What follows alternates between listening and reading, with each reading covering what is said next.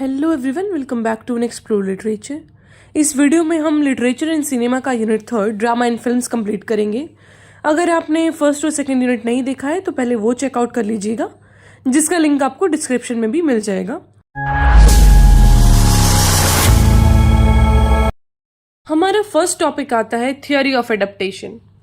Adaptation बहुत common है, हम किसी भी चीज़ का अडेप्टेशन कर लेते हैं, लेकिन उसकी अपनी खुद की कुछ प्रॉब्लम्स हैं।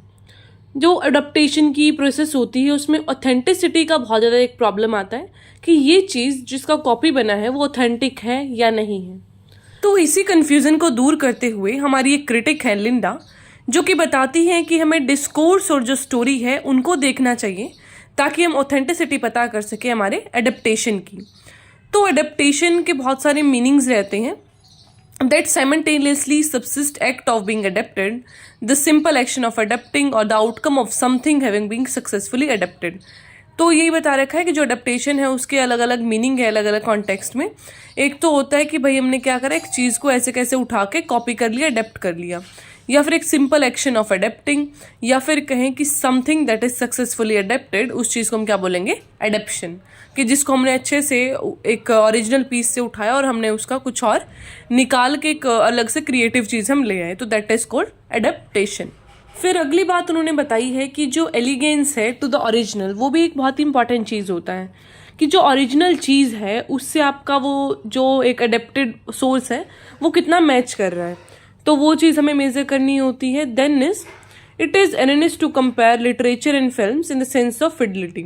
तो फिर वो बात कर रहे हैं कि अगर हम ये देखने लग जाए, जैसे कि हम टेक्स्ट की बात करते हैं कि प्राइड एंड प्रेजुडिस है, जैसे कि वो टेक्स्ट में कैसा है और फिर उसका मूवी बना अगर कोई तो उसमें वो कैसा है, तो हम टेक्स्ट को तो नहीं कर सकते हैं एक्चुअली, क्योंकि वो एक पूरा नॉवल है, उसमें वो थोड़ी ज़्यादा फाइन डिटेल्स देगा।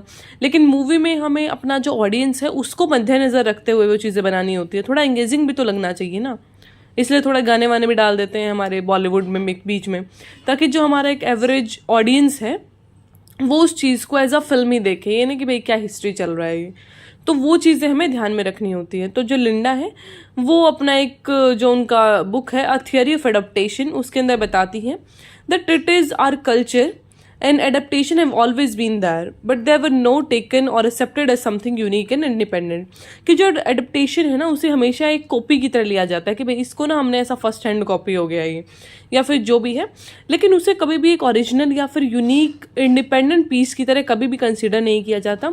उसे हम एक आर्ट नहीं मानते, हम सोचते हैं कि भाई ये तो ऐसा ओरिजिनल को उठा के कॉपी कर दिया है, लेकिन एक्चुअली अगर आप उसमें चेंजेस करके उसको बेटर बना रहे हैं then that should be considered as unique, लेकिन उस चीज़ को बहुत ज़्यादा इग्नोर किया जाता है। फिर हमारा नेक्स्ट टॉपिक आता है कि जो मकबूल है वो किस तरीके से एक सिनेमैटिक एडेप्टेशन है मैकबेथ का।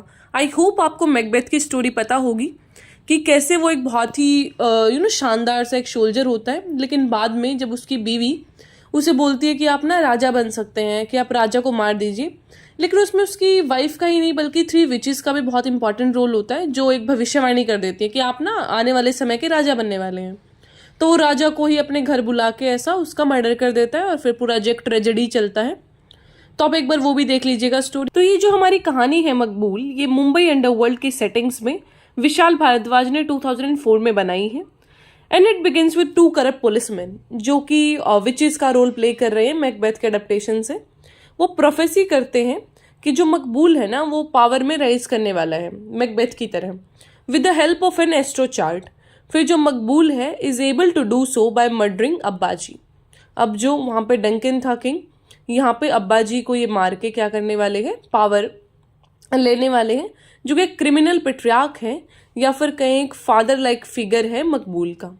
एडिशनली जो अब्बाजी हैं उनकी मिस्ट्रेस निमी कौन है, lady Macbeth, who is deeply in love with Maqbool, instigate Maqbool to kill Abbaji. अब वो लेडी मैकबेथ का जो रोल है वो प्ले करती है और हेल्प करती है मकबूल की ताकि वो इसको मार सकें।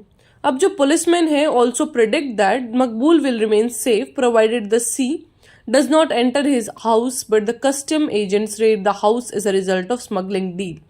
अब क्या होता है कि जो कस्टम एजेंट्स हैं उनका रेड पड़ जाता है सी पोर्ट पर। Instead the agents discover Nimmi lying dead. अब उनको क्या मिलता है कि जो लेडी मैकबेथ का रोल प्ले कर रही है यहाँ पे निम्मी, अब्बा जी की मिस्ट्रेस, उनका डेथ हो रखा है। She has in meanwhile also given birth to a child. The paternity of the child remain uncertain. अब उनका डेथ हो गया है तो अब बच्चे को कौन संभालेगा, दैट इज द क्वेश्चन। या तो मकबूल को संभालना था या फिर अब्बा जी को। जब लोग देखते हैं इस न्यू बॉर्न बेबी को तो जो दो न्यूली वेड कपल होते हैं वो डिसाइड करते हैं, गुड्डू और समीरा, कि ना हम क्या करेंगे, इस बच्चे को पालेंगे। तो जो मकबूल है he drops the idea of taking away his new born and decided to give up this violence. तो मकबूल अब इस न्यू बॉर्न बेबी को देख के बोलता कि यार मैं वायलेंस नहीं करूंगा। सब्सिक्वेंटली जो मकबूल है is killed by another gangster named बोटी। तो इतने में क्या होता है कि जो अगला कोई और गैंगस्टर होता है वो इसको ही मार देता है, उसका नाम होता है बोटी। तो with Maqbool dying in the final shot the screen gradually turns red. तो इस तरीके से जो पूरा स्क्रीन है वो रेड हो जाता है। Moreover Maqbool resolve to kill Abbaji get further stand when he comes to know from the policeman that Abbaji might have killed his own mentor to become the leader of the gang।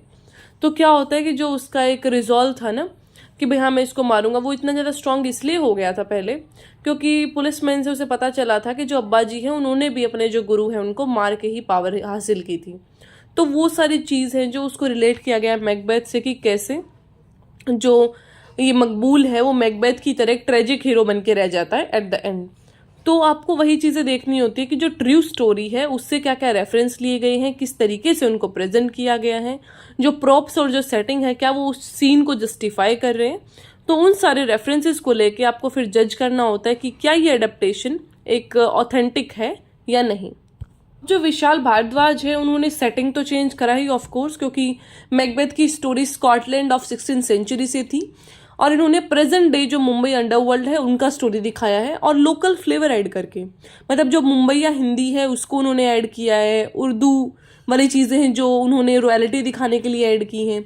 तो उन्होंने जो हमारा local flavour है ना उसको add किया ताकि हमारे यहाँ का जो ऑडियंस है उस चीज़ को रिलेट कर सके और पूरी जो स्टोरी है उसके रेफरेंस में पूरा उसका एंगेजमेंट बना रहे।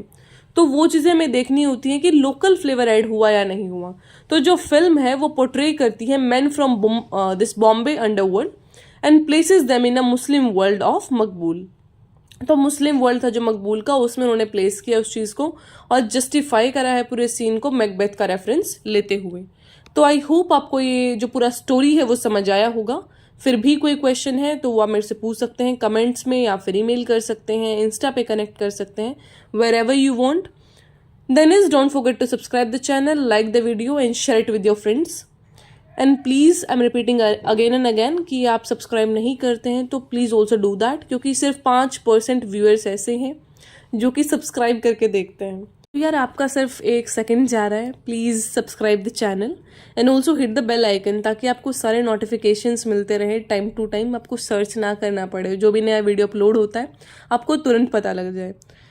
So all right, so I'll meet you in the next video. Till then, take care.